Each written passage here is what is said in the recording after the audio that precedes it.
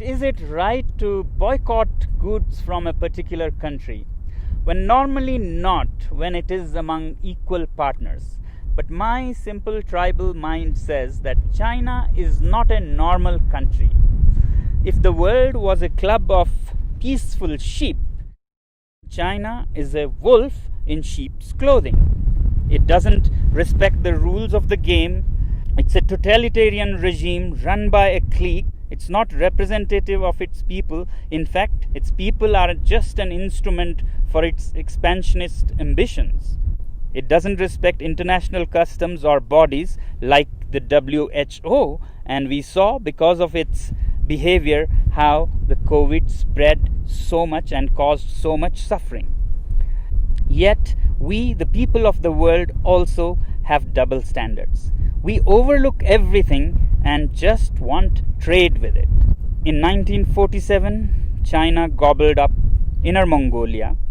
We were silent. We wanted trade. Later, Tibet, with its 6 million Tibetan Buddhists, were annexed. We were silent. We wanted trade. And then Xinjiang, with its 10 million Uyghur Muslims, were gobbled up. We were silent. We wanted trade. In fact, 60% of today's China is occupied territory. But we overlook that because we want trade. But the biggest victims of this regime are the 1.4 billion Chinese. They work like bonded laborers, have hardly any rights, and if they raise their voice, they disappear.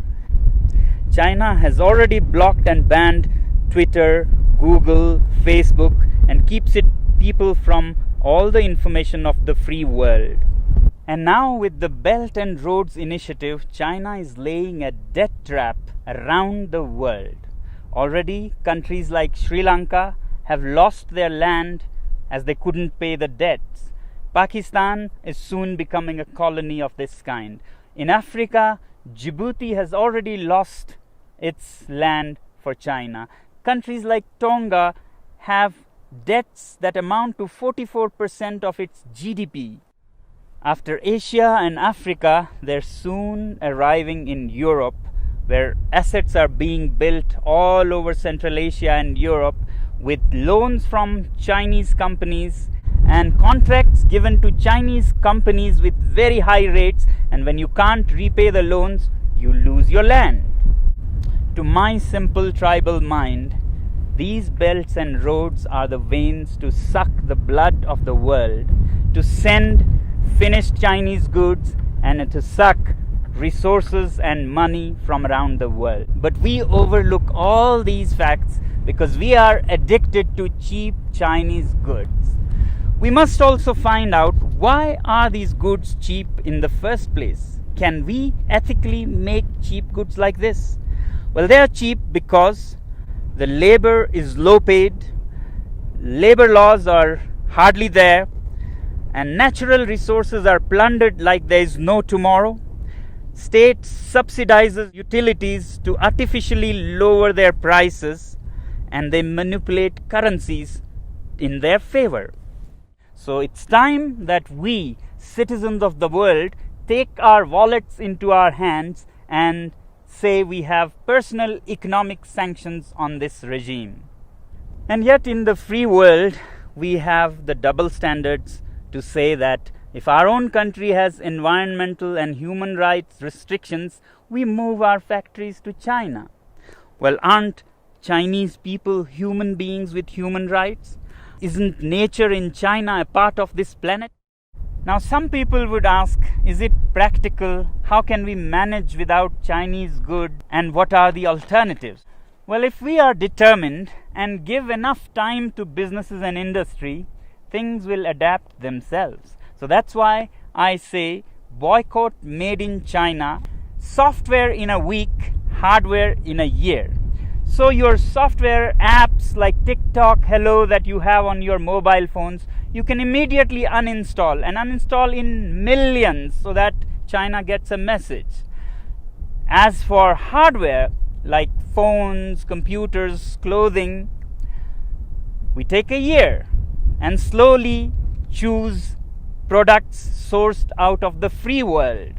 And my simple tribal analysis says that if you give time and clear determination, then businesses will adapt. A new ecosystem will develop where there'll be enough goods to cater to people who don't want to buy Chinese goods. Just like vegan people or Jain community, they don't eat certain things, they don't go hungry. Businesses adapt and they get what they want with time.